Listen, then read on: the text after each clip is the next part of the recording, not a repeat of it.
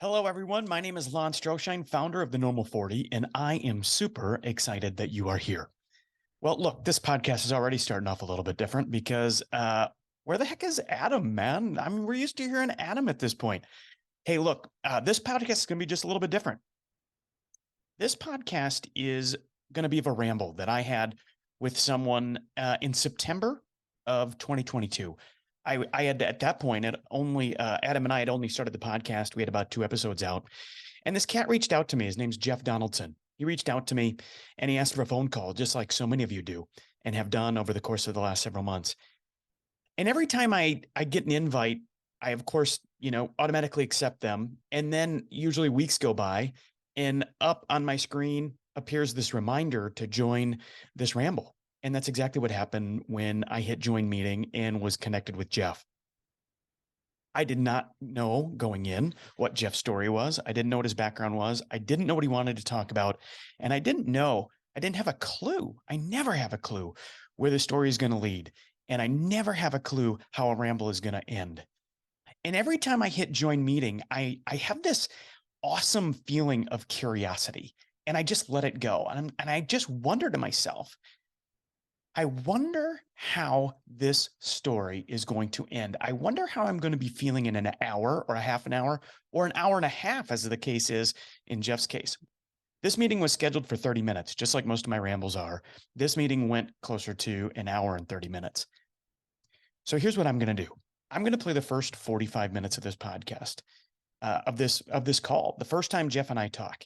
But there's something pretty interesting. In 2 things. One, I want you to hear the conversation. I want you to know this one's different. They're all different, but this one is uniquely different. And then at the end of this podcast, Jeff and I are going to ramble a little bit more. I've asked him if I can post this, and he said yes. And then I asked him if he would join me for an episode, and he said yes. And he's going to ramble with me at the end of this podcast. But then next week's podcast, it is going to be Jeff and I again in a similar situation, rambling. You get to hear the actual ramble where we go deep on what Jeff's wrestling with, what's really holding him back, what he wishes he wasn't dealing with, quite honestly, and how he's frustrated as hell as to the fact that he just can't figure it out on his own. And we're going to talk all about that. So, look, I am super excited you're here. We're going to cut right into the podcast.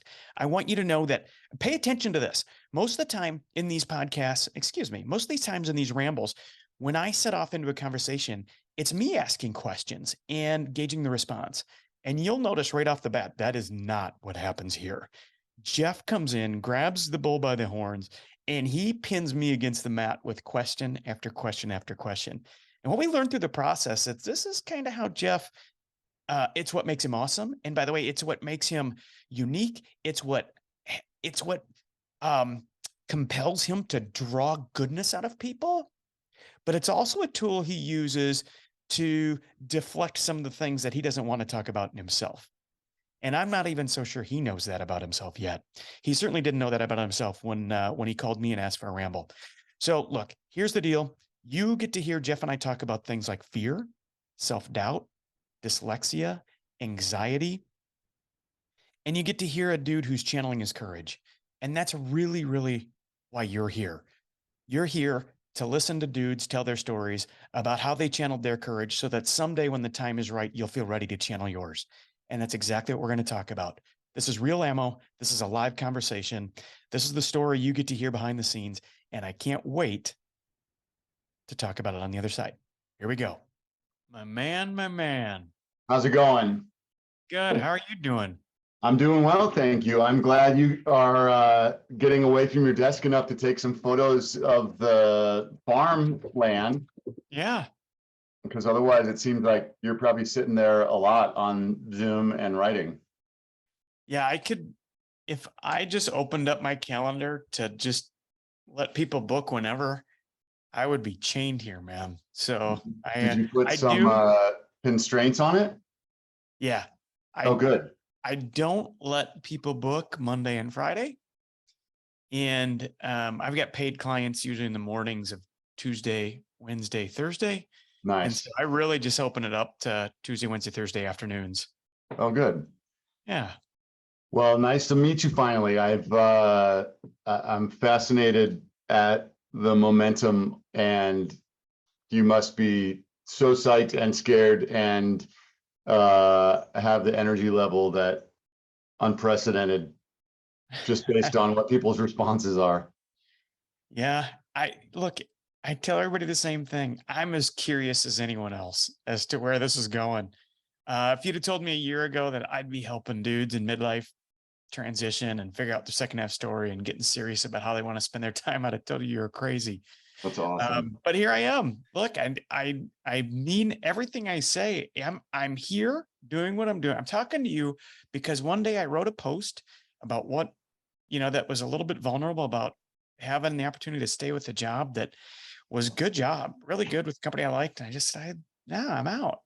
And I wrote about that. And I've been curious ever since. I got my first email from the first dude saying, how'd you do it? Show me, what was the thought process? How'd you know you had enough? I'm like, well, I guess there's something here. And every day I show up curious. I usually post to myself. I just write to myself, what was I feeling a year ago or two or three or four? And that's what you get.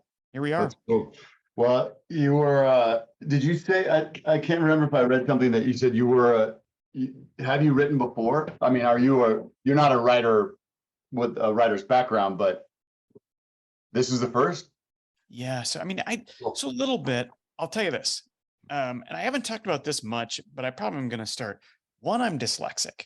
Hmm. So writing for me, so typos and the shit you see, I don't see it. I don't have an editor. It's me.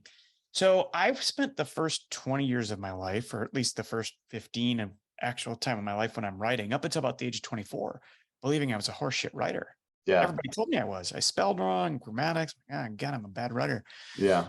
But apparently, while my grammatics, I'm sure, were horrible, my sentence structure was probably not all that desirable. How I processed what people wanted to hear was there. And it wasn't until I went to work for a US Senator. My job for him, while he was in DC, was to keep him informed as to what's going on throughout the state. So I would go to meetings and I'd attend on his behalf, and I'd come back, and there were three of us, and I would write usually it was a weekly memo to him. Unless it was a big issue, then they were dailies, but usually just the pulse of things was weekly. And I would hear from our chief of staff and from him directly that the content, the message, how he was able to feel what I was hearing was such a gift. I'm like, wait a minute, I can write? Huh, had no idea. And so that's when I first said, okay, it's not a weakness. It's a skill. Yeah. Yeah, I didn't even know it was a skill yet. I just knew it wasn't a weakness anymore. Yeah. And then through business, I learned as whatever, you don't need to know my whole biography, but I learned that I was actually pretty decent at communicating to individuals, but groups of individuals through how I write. And I could make connections through my writing. And so that's how I used it. And it wasn't until about a year ago that I started showing up to LinkedIn and putting it to the test there. That's awesome. I do think a lot of your subjects, or even sometimes there'll be like a phrase within something bigger you've written.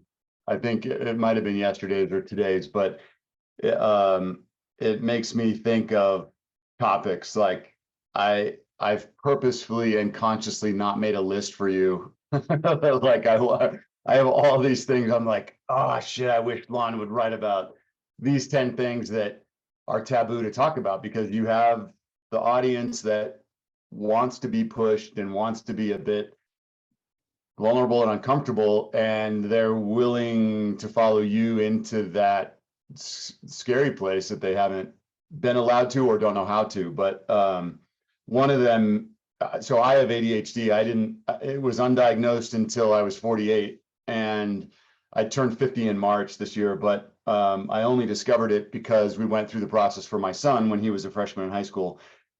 And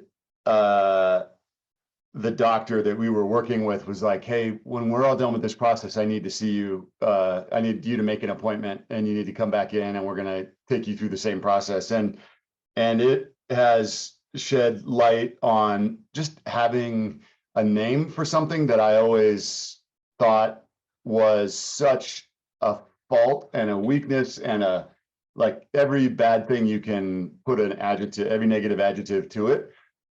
But only until maybe 49, maybe this year, do I embrace it and am trying to make my life match around it instead of making it match everything in life, you know? And so I think the idea of these, well, you've probably seen the catastrophic level of depression and suicide among men, especially men entrepreneurs. I mean, it's 3 to 4 times women, even though depression and anxiety, diagnosed depression and anxiety in women is 3 to 4 times higher because guys don't go get diagnosed. They just figure that's the way life is. And they don't even know that there's a problem. But suicide rate, it's driven suicide rates up because they haven't dealt with it, because they haven't had a channel, an opening, any kind of opportunity to even hear another guy say similar things that they're thinking. And I've heard you say it a few times, and I thought the exact same thing when you and I started exchanging those LinkedIn messages, which was, how the fuck did you get into my head? Like, how did you hit on not even just the topic, but the words that I would have, or somebody else, another guy would have used to describe it? And yeah, I'm sure you get a lot of questions like, well, what's next? What are you taking? Where are you taking this thing? And it's cool that you're on a journey with it. But yeah, I think these things that guys believe are wrong with them may get in the way of them leading the second half of their lives because they think something's wrong or they don't trust themselves. Like, you finally probably trusted yourself to write publicly, but I'm sure there's some doubt in there of like, fuck, what am I doing? Because this must be wrong. This must all be grammatically incorrect and I just can't see it. And so that self-doubt, I bet, for your audience is everywhere. They're just not allowed to say anything about it. You got it. I want to share something with you. I'm 48. I was probably 43 Sounds so young. and married for 15 years before I said out loud to my wife that I have dyslexia. No way. Yeah, and here's why. My son, who's now 16, was probably 10 at the time, and his teacher, my wife's a teacher, she kind of knew. She knew she was on to him. She wasn't on to me. She was on to him. She's like, we just got to get him some help. Let's just get him tested. And we got him tested. And so we go in and we talk to the nurse, like, well, does it run in the family? And my wife's like, no, it doesn't run in my family. And I'm like, I got something to tell you. I think I am dyslexic, although Wow. I've never been tested. And she's like, what? I'm like, yeah. You just Yeah, compensate it's for something it. I've been hiding. What do you think? Hoping. What do you think? What is the positive, the superpower it's given you? Or do you think there is one? Absolutely, I do. And I think What it's is given it? my son one too.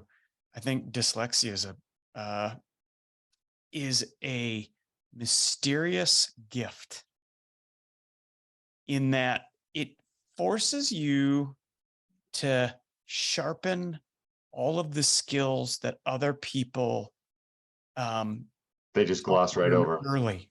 Yeah. I really believe that. I think one of the reasons I can articulate like this in verbal and process is that even though how I did it, I knew might barble and garble, but that I could communicate it and that I could build relationships with people so I could use my voice instead of my written word, and how I thought big picture, strategic instead of operations and minutia bother me because I didn't like to read the detail. And it developed me into a big picture, A strategic, visionary. risk-taking Yeah. thinker. I And know he would go multiple down the same path. CEOs that are dyslexic, and maybe 5 or 6 of them that I know well are the kindest people. I asked you that on purpose because I've always wondered. I'd never asked them, but you seem and they seem in similar ways have a level of empathy and connection that I don't find or haven't seen in a lot of people. But I didn't know if you thought that might just be natural, or if you had to discover ways to communicate and connect that wasn't written, or that people didn't catch on to your written word. So you would, I'm not saying this disparagingly, but you could perform and communicate and be on stage and not be nervous and all that kind of stuff. But if you had to actually write it out, you would have been petrified, like most people are, to get on stage. Absolutely. And by the way, put me on stage in front of 1,000 people with a topic that I have 30 minutes to prepare, 30 seconds to prepare for, or give me the choice of doing that, or standing in front of a church of 300 and reading the bulletin. I'm telling you, dude, I know what you mean. I would be miserable reading something that's complex and theology, something that's rooted in theology and big names you've never heard of, and I could just destroy. That would be misery for me. Put me in front of a group after 30 minutes of, hey, you're going to talk about whatever, corporate culture in today's world. Great. Let me Connect just the dots and wing it. I can see that. I'm fascinated at not just that's possible, but the contradiction in the previous version of your reality, like, just thinking that you couldn't write, you couldn't read, or something was wrong, or, the kind of the silent torture. Yeah.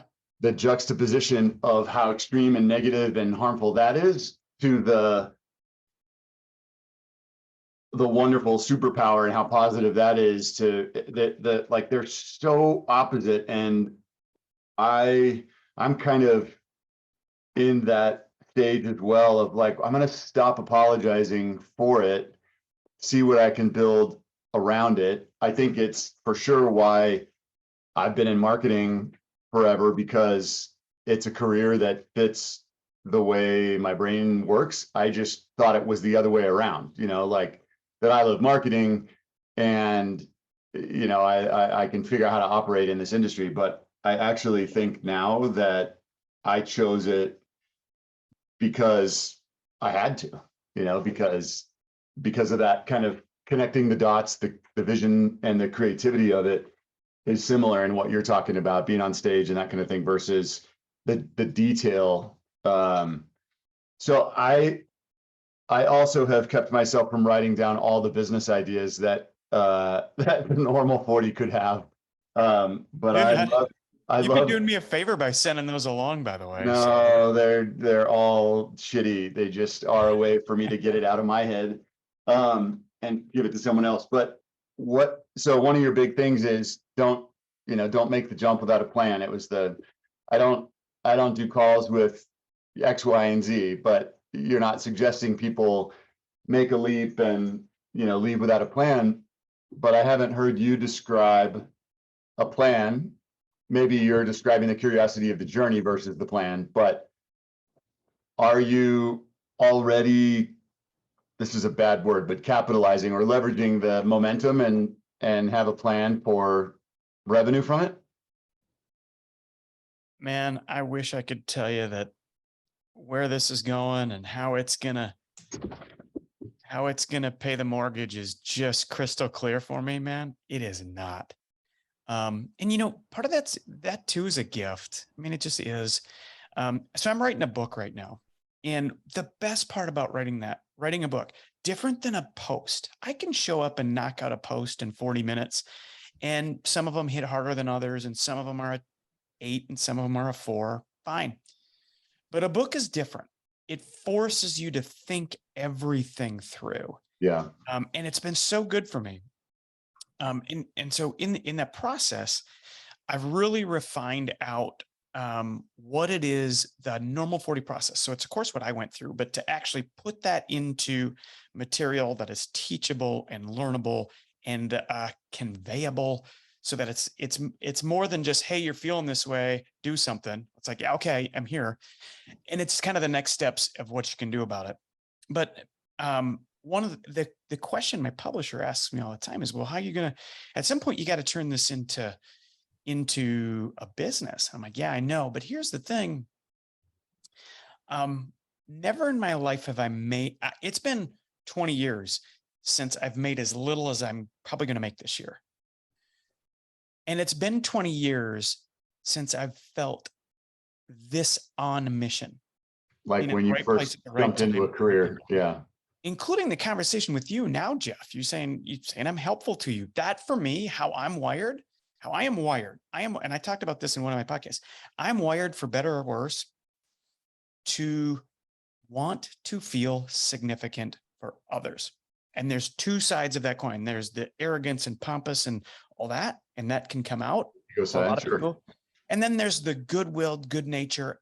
Let's do this. Let's really improve a life, which hopefully that's what I'm rooted in.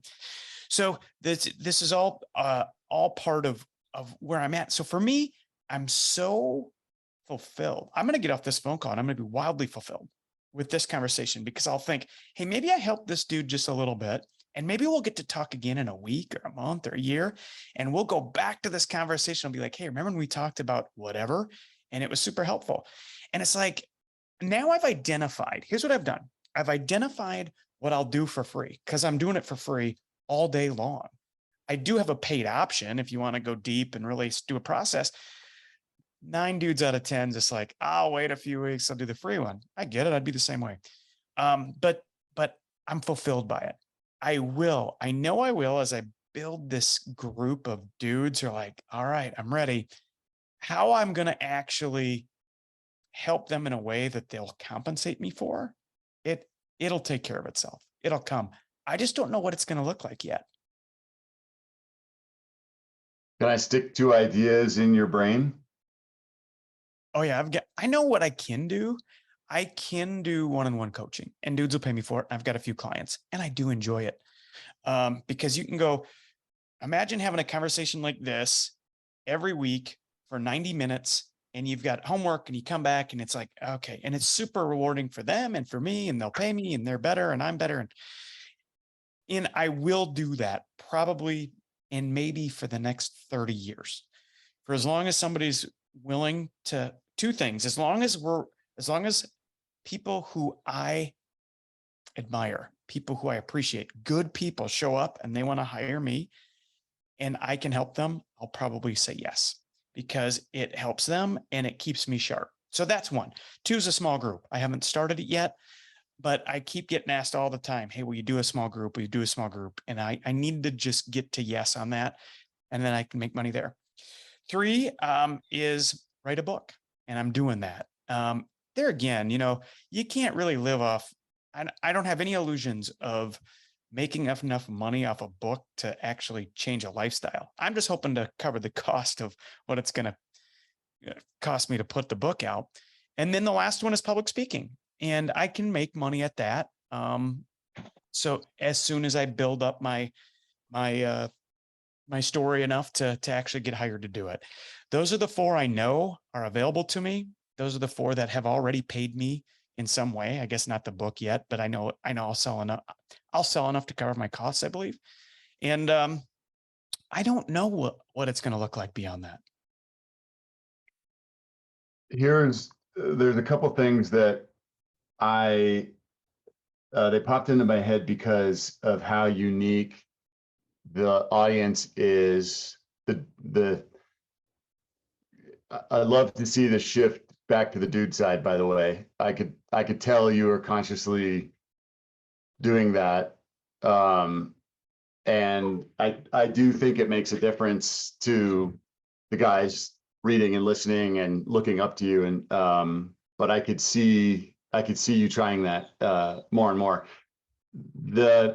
I think your audience is it's beyond engaged. It's beyond like a loyal customer following, even if they were customers eventually, but they're connected in a different way, which is super rare. And I bet they would do almost anything you would recommend or challenge them to do that was in line with you and your brand and message and that kind of stuff. One of the things that I don't remember if it was something I read in the closed group by somebody else's comments or post, but you know, having the runway, having the cash, a lot of times is enough. If that's not there, it's enough to keep a dude in his container and never make a change, especially with wife and kids and pets and mortgages and all that kind of stuff. Like breaking that apart, if you're not a full-blown risk taker or like, fuck it, I'll figure it out, then especially if you're introverted or analytical or anything like that, you're going to still be doing research on your idea for 12 years, you know, because you just haven't finished the research project.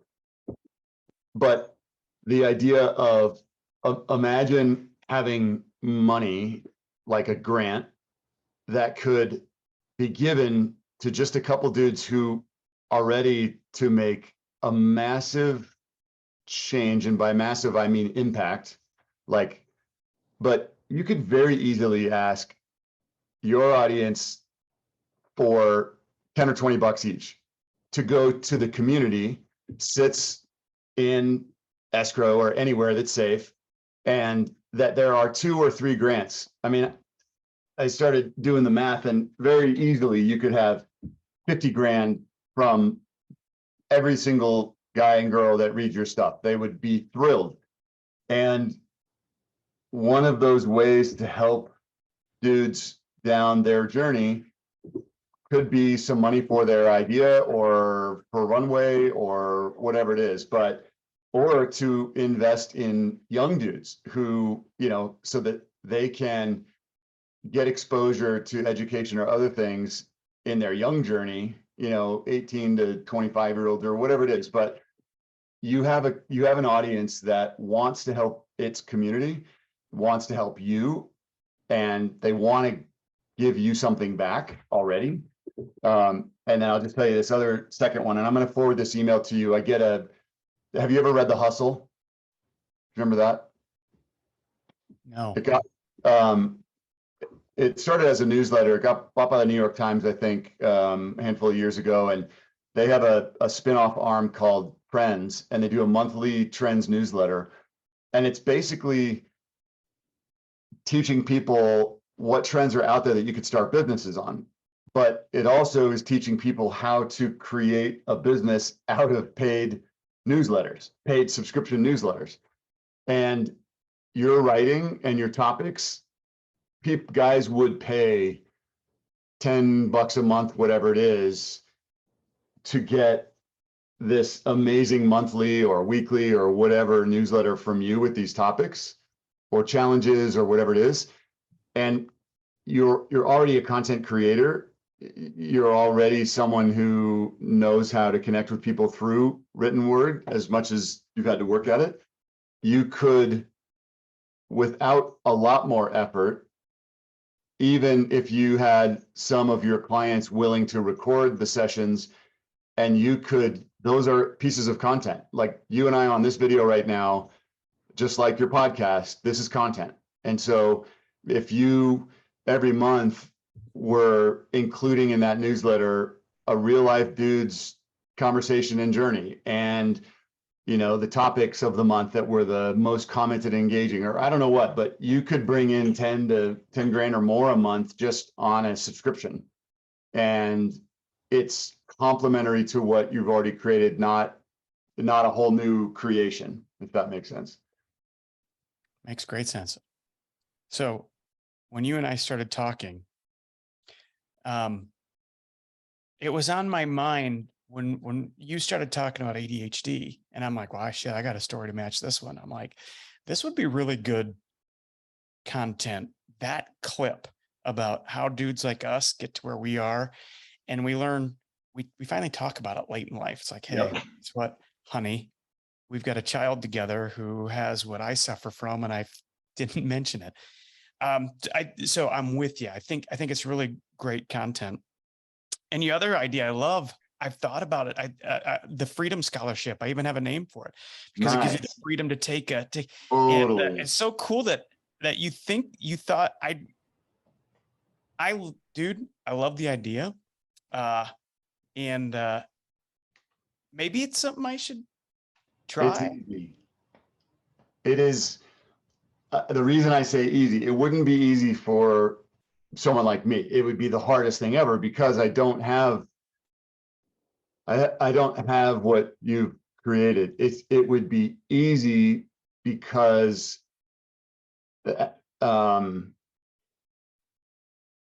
because you can put it out there. If you did it, you could put it out there being curious.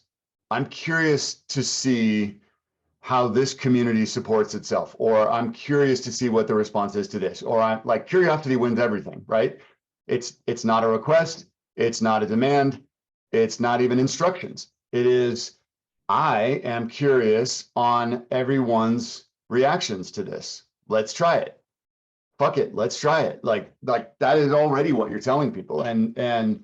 Um and I think that as soon as the idea of freedom, every single dude will get it, and dreams about it, and probably worries about it, because that freedom can be a curse, very stressful, no structure.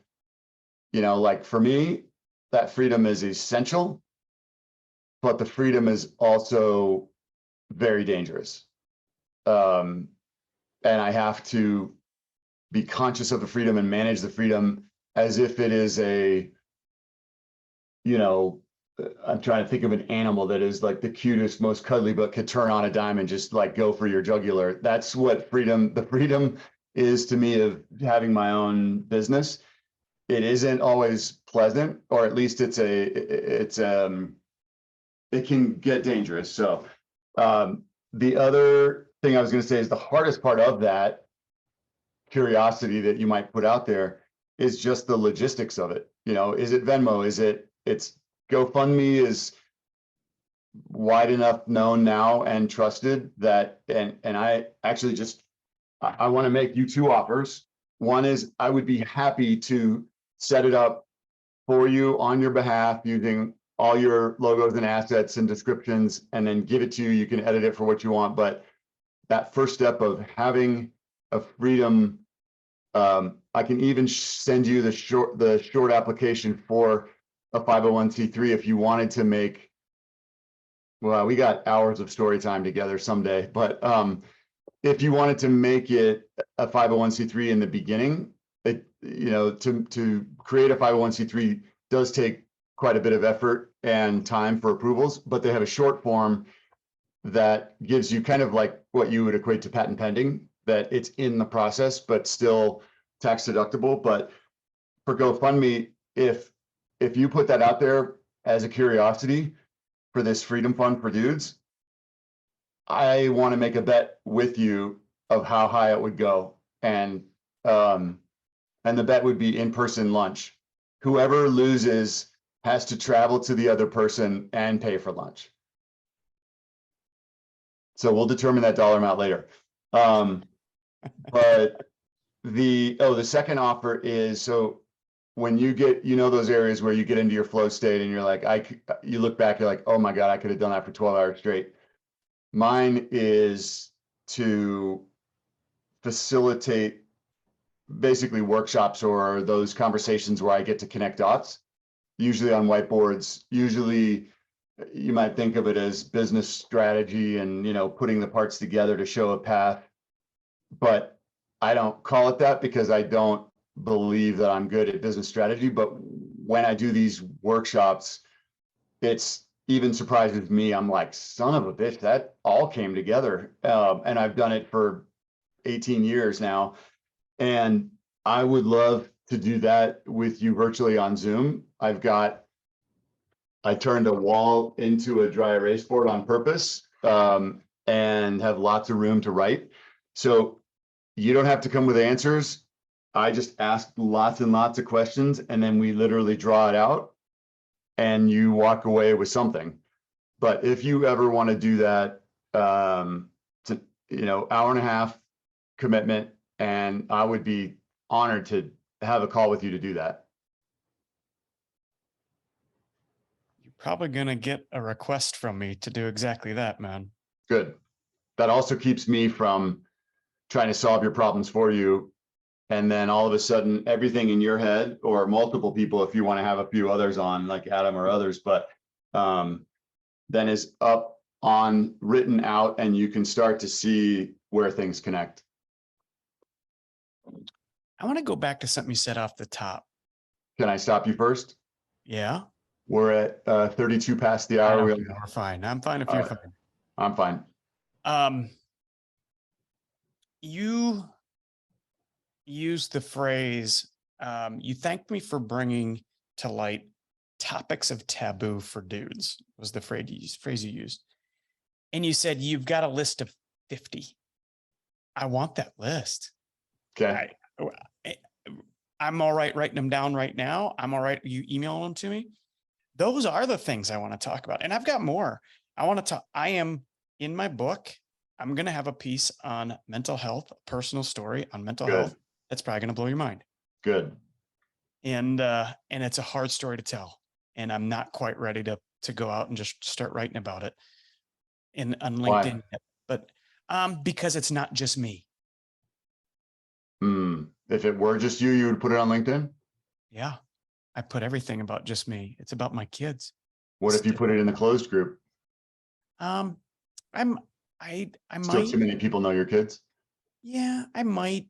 There's a reality to LinkedIn and all these other things. Like, yeah, I get it. It's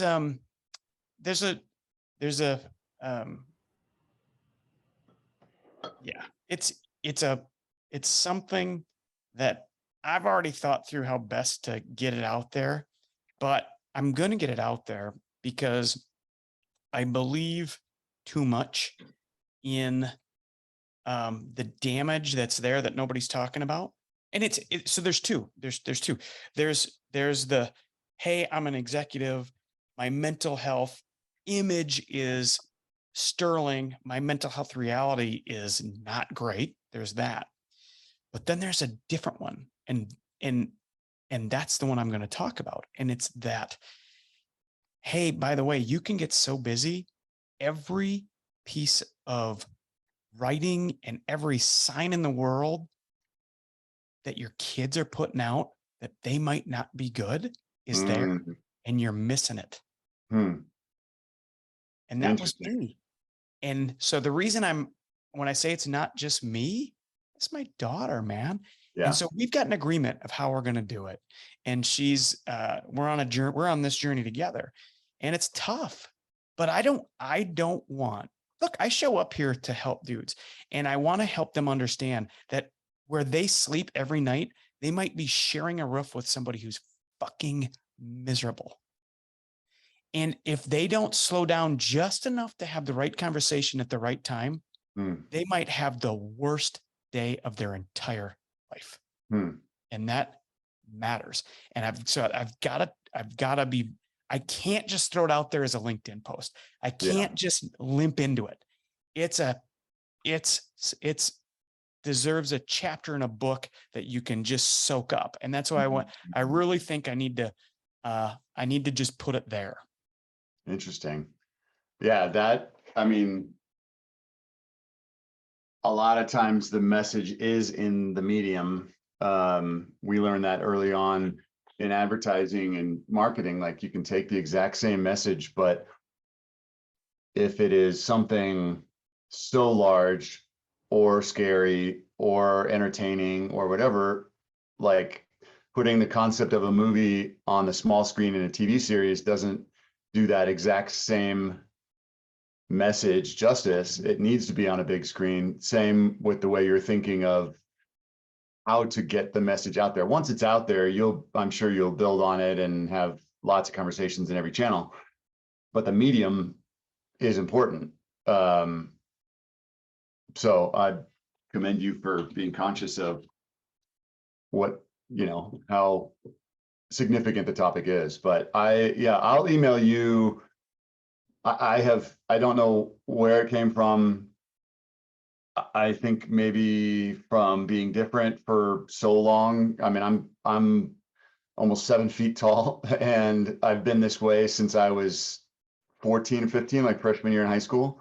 Um, but even before that, I was a 5-year-old that looked like a 10-year-old. And so I had to find ways to fit in, but I've done, TEDx talks and other things on some of the subjects just because I want to put them out there, like how debilitating fear can be, and self-doubt, and just these other things that we are not at all supposed to talk about, or even shed light that we're feeling any of it. And have you ever, do you know what YPO is, EO and YPO? Yeah. Do you know the structure of it? Have you ever been in it? No. That's for another time when we talk, because there's a whole business model in it. Not that I think it's incredibly, I don't know how profitable or anything, but the structure of it, they teach you to go to the 5%. This is one thing that I think I drafted a response to something and then I deleted it because it's too hard to explain in writing. But it's a business group. It's more in depth than Vistage and those kinds of things. It goes into the balanced life, or it goes into all the parts of your life that impact your business, your personal, your community, your family, and your business. So there's always 4 parts. You have a small group. So there's I don't know, a few hundred members in Colorado. I'm not a member of it anymore, so there's hundreds of people around the world that are members of EO or YPO. And then you have your small group forums that are no more than 8 people. And you know those people better than your spouses know you. You are, because the rule of 5% is that we live in 90% of our lives sharing with other people. We save the top 5% positive and the bottom 5% absolutely horrendous negative, because we will be judged for those percentages because they're so extreme. We'll be ostracized by people, we'll be embarrassed, we'll be whatever it is.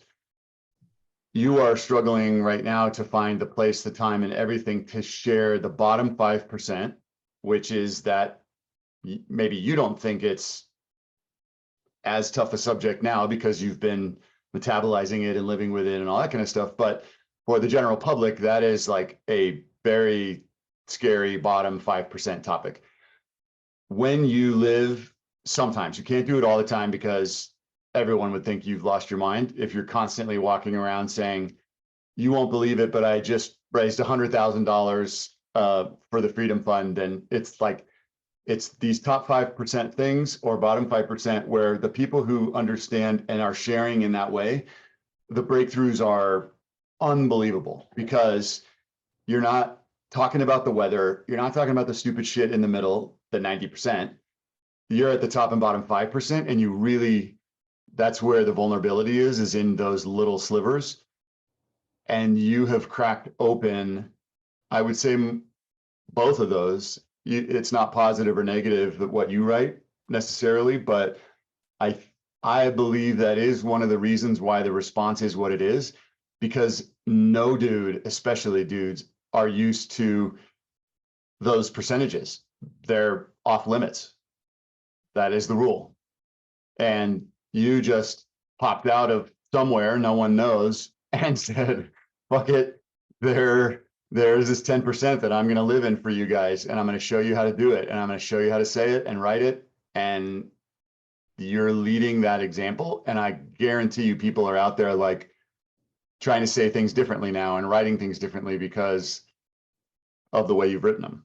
So you could probably find something online about it, because it is very consistent for, I don't know how long YPO and EO have been out there, probably 50, 75 years, I think. And they are consistently structured that way. When you meet someone who's been in it and you've been in it, you can say, hey, I've got a 5% moment. Can I share it with you? And they're like, oh, hell yeah. Like, I'm sick of living in in the middle, and the middle is where it becomes unconscious. The middle is where you just go through the routines, you go through, you look back and you're like, how did 10 years go by like that without me even noticing? It's because I was living in the middle, not on the edges of real connection.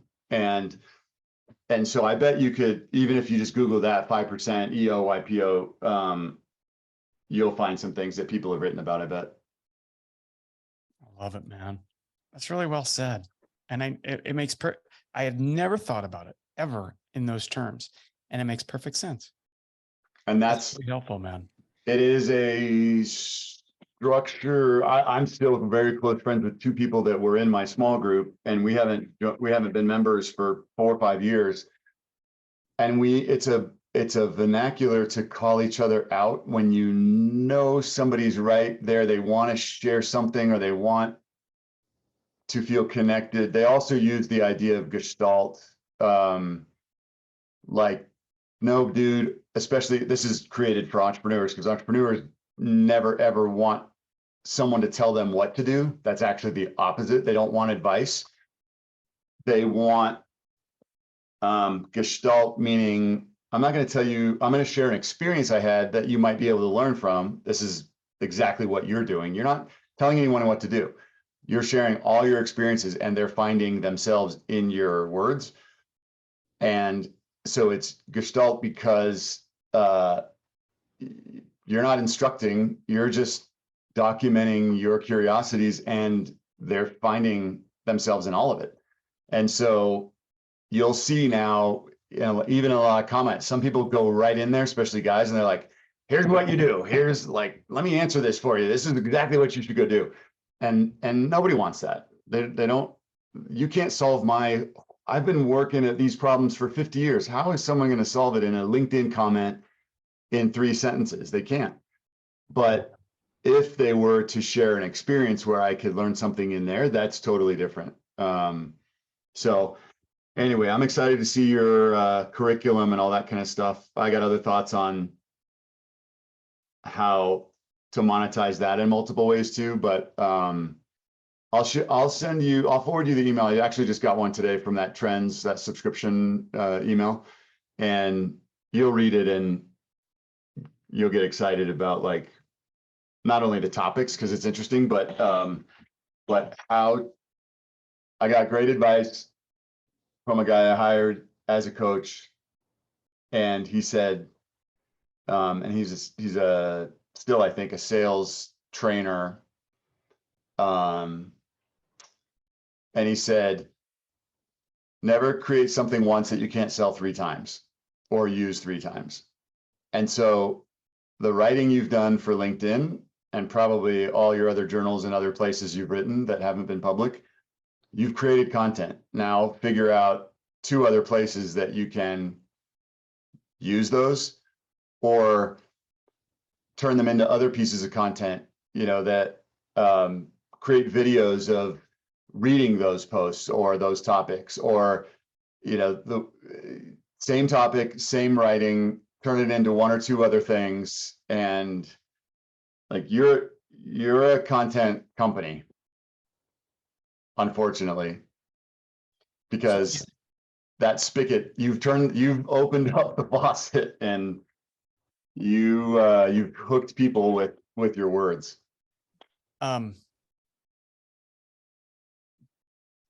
Can I post any of this? All of this? Sure. Some of it? None of it? Any of it. I don't care. Yeah. Try it. What for you? What's the dream for you, man? Okay.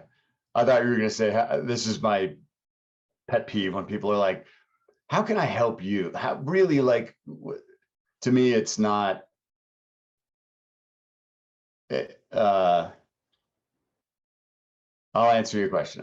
Because I get annoyed I feel like it's a shortcut for a lot of people who aren't really there to lift up others, but they've been shown that they're supposed to help first, or just say that, like, what do you really want? How can I help you? You know, that type of stuff. And it bugs me, but that's not what you asked. I'm glad.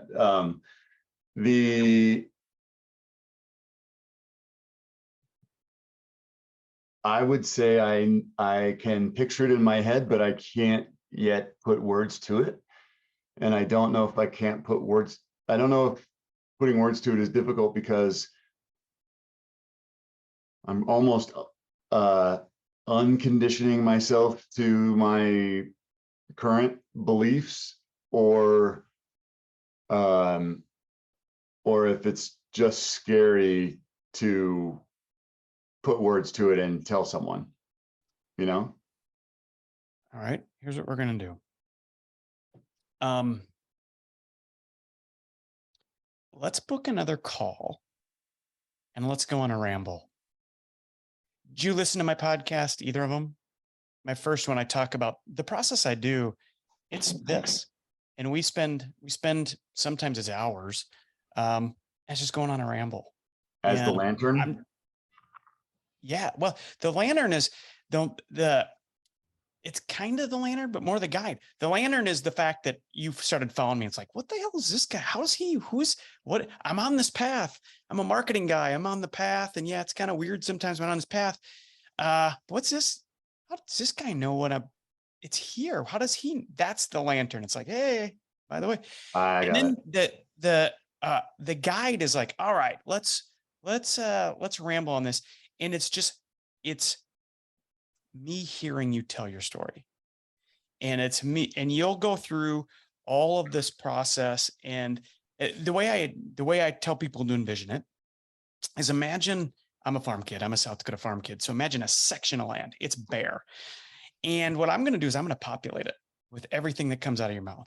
So we're going to talk about your childhood. We're going to talk about where you grew up, your siblings, your family, your school. Did you play sports?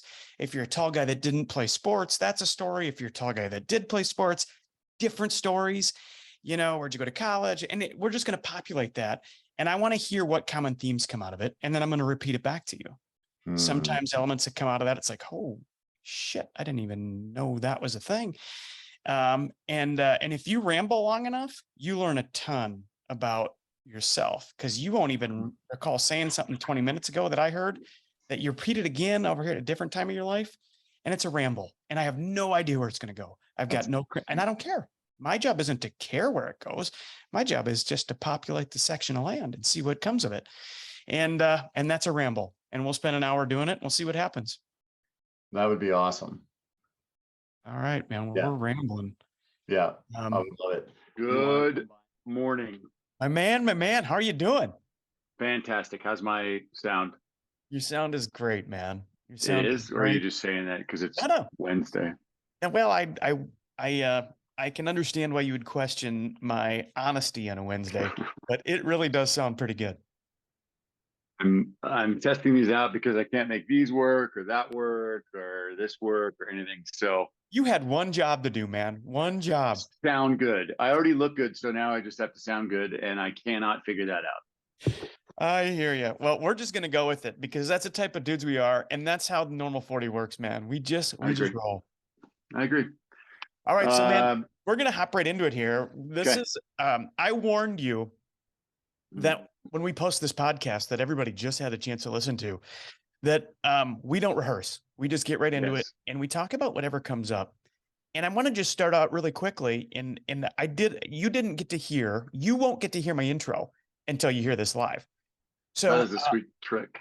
Yeah, it is a sweet trick, dude. I hope you like it. Actually, I don't know if I hope you like it. I hope it makes you squirm. I hope it makes you squirm the way you made me squirm. That's payback. That's right.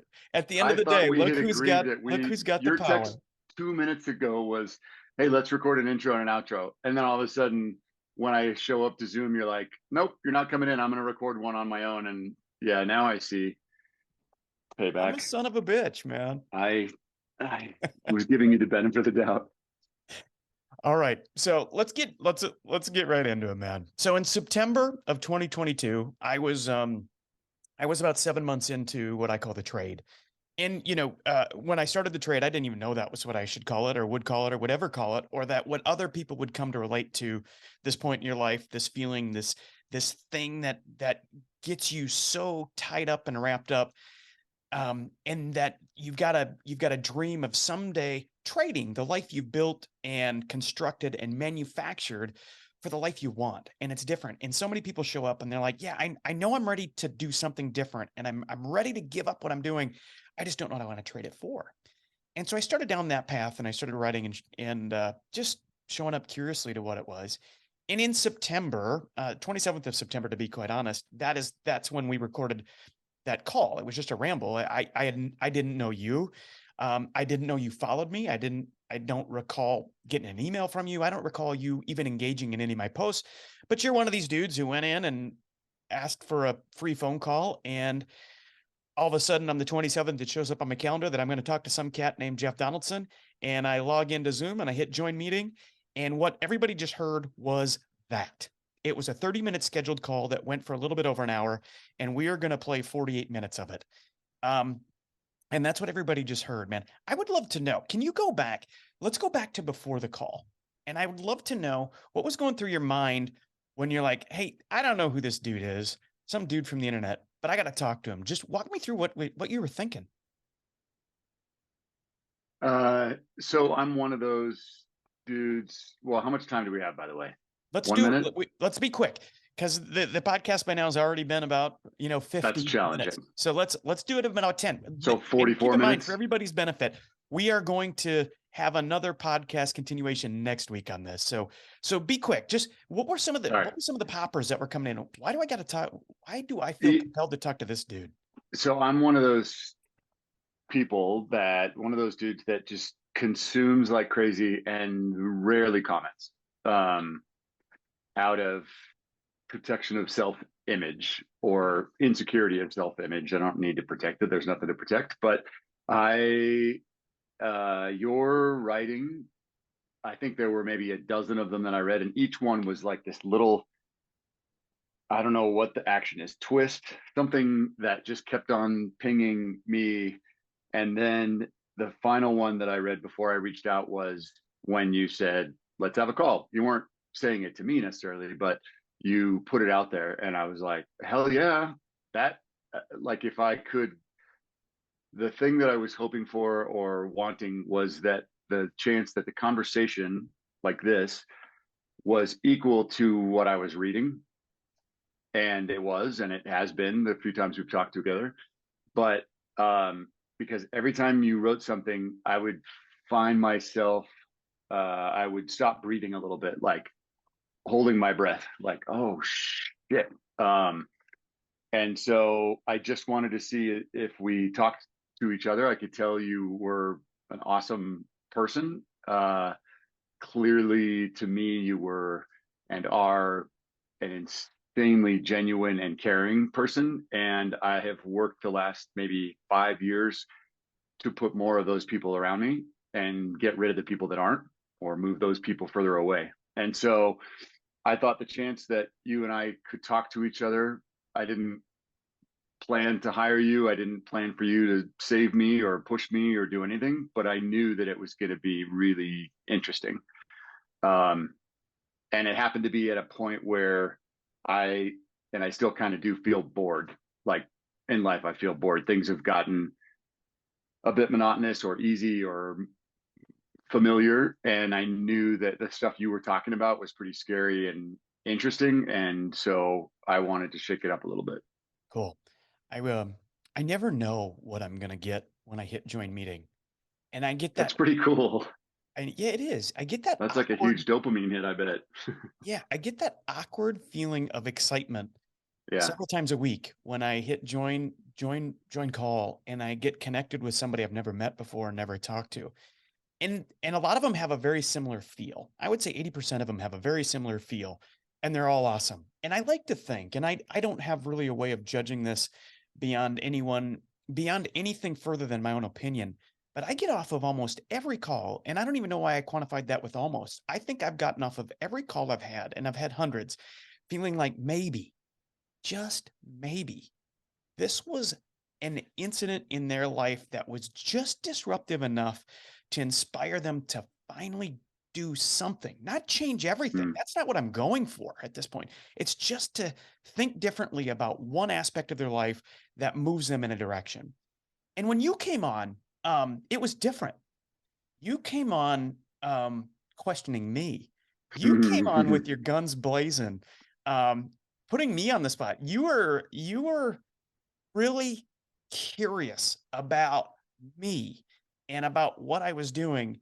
And it felt like you were curious not only about me, but about where you can learn from just the normal 40 in ways that it can apply to you. And we hit on everything. Look, I can't believe as I went back and I re-listened to that, and I hadn't listened to it in 6 months, we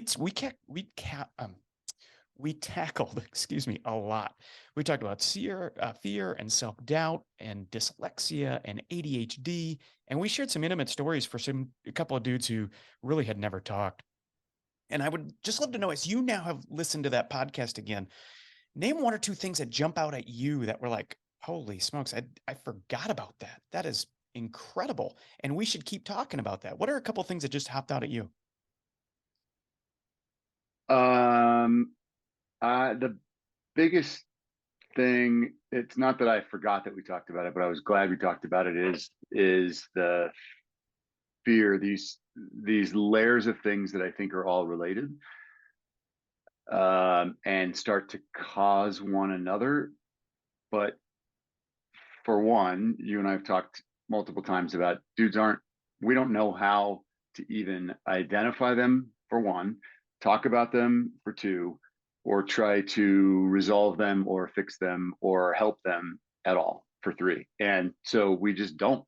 And I think that's a big reason when people read your stuff, all three things happen at once, where they're like, motherfucker, that dude not only hit on something that I didn't know I had, he made me think of how to express it, and he triggered me to figure out how to pay attention to it and help it. And for me, the fear, well, for me, I don't know which one comes first. I think my ADHD that was diagnosed just only, when I was 47, answered a lot of things for me, but it also opened up a lot of freaking wounds that I didn't know I had. But I think that has caused a lot of my own self-doubt, which then causes a lot of fear, which then causes a lot of insecurities. And they're this freaking lasagna layers that you can't just get rid of the middle layer first. You have to actually cut through the whole thing and look at all of stuff in it. And I was glad that we touched on, and that I found somebody who is equally excited to talk about taboo shit, because I think it breaks my heart almost equally as much as it breaks my heart when something happens to my kids. It breaks my heart when dudes suffer without realizing why, or suffer and know why, but they can't, but they feel helpless. And I think it's pathetic, and I think it's sad that many of us, I won't say none, but many of us didn't grow up in households like that, where we didn't see our dads doing it, so we know we're not supposed to do it. And I think the biggest thing for me that I took away on that podcast was that there was undoubtedly, to me, no question that you were somebody who wants to shake it up. And to me, when you called it the Ramble, I was like, oh hell yeah, I want to shake up people, and you're doing it, and I want to be part of it. Man, that is so cool. It's actually something you're really hitting on, something really important. And that is the shit we go through and that we just hold to ourselves. And if you've listened to any podcasts, or if you've read it, I know you have, I'm just talking in general, the listener, if you've read anything I've written, that's kind of what I'm going for. I'm trying to put out into the world the shit that we all go through, the stuff that none of us are talking about, but yet you'd be amazed. And Oh yeah. I don't use that term lightly. You'd be amazed at how much my inbox fills up when I start punching at something that somebody's going through, and they thought they were going through it alone. They thought that they were the only one experiencing these things. I was surprised that you were surprised. Well, that's probably, I'm surprised that you were surprised that I was surprised. Let's put a layer on very that. meta. I think that it is relief you're hearing. It is the exclamation from dudes that they're like, fuck, finally somebody, whether or not they knew that was in them, they had this jumbled up, bundle of junk in there, and you said something or wrote something that cracked it open and made it clear in certain areas, and you are hearing and seeing and feeling the release of just tension and years of built up stuff. And I'm glad you're talking about, making the leap or doing things in your own experience, going from corporate to what you're doing now. But I think there are a million little versions of those things. Like you said, it can be a micro version today. Like, I canceled my meetings. My back is killing me because of certain things that you've written over the last 6 months. I'm going to do stuff that is only to take care of me today. And I've already gotten shit for it, for my wife and others, because I'm not going to get my chores done and stuff at the house. But I'm like, fuck it, I have to, or else I can't help everybody later today or tomorrow, So I'm happy that you're doing this, because you are shaking it up, and even if it's helping people just in an afternoon, that's plenty. Or it could be a lifelong thing that they're shaking up. But So on the podcast, at the end of the podcast, I asked you a question. And I'm not going to ask you to comment on it here because we do a whole ramble on it, but I asked you a question. We finally got around. Usually it's a question I ask in the first 3 or 4 minutes, and it took me 43 minutes to finally get my question out. And I think I didn't want you to ask it. I think you're right. You didn't want me to ask because you didn't have an answer. My Right. question was, what's the dream? And you stumbled and stammered, and I realized that to get there, we were going to have to do an entirely new call, and we were going to ramble, and we did that. And so the next podcast that we're going to put out next week is going to be that ramble. We're going to play it. And so I want to say just a couple things is it's a raw and emotional ramble. I mean, you get emotional about some things that you're wrestling with when you're in it. And this wasn't that long ago. We recorded this 6 or 7 months ago. And then at the end of next week's, you and I are going to get back on this call again, and we're going to chit chat about where you're at now. And that'll be a whole new piece of vulnerability for you. And I just want to say to you, Jeff, thank you for doing this, man. The hardest thing about what I do is it's not hard for me to find people to talk to. It's hard for me to find people who will talk about it, who will comment, share, like, and participate in it. And I get it. That's not a criticism. It's totally natural. And so when I find dudes who are willing to own it, stand in it, express the courage and vulnerability to do it, I just want to say thanks, because you're going to help people navigate it. And I appreciate it. Well, thank you I wouldn't be sitting here if what do you say? The lantern, the guide, if you hadn't put a little bit of light on it. So I appreciate it. And you're welcome. Awesome, man. Well, everyone, thanks for being here. If you like this podcast, please hit the like button. If you're feeling really awesome, you can also endorse it, leave a comment on it. And if you're feeling really, really awesome, you can go ahead and go to LinkedIn and share the link. Jeff, thanks for being here, man. I look forward to seeing you on the next page and talking to you again next week.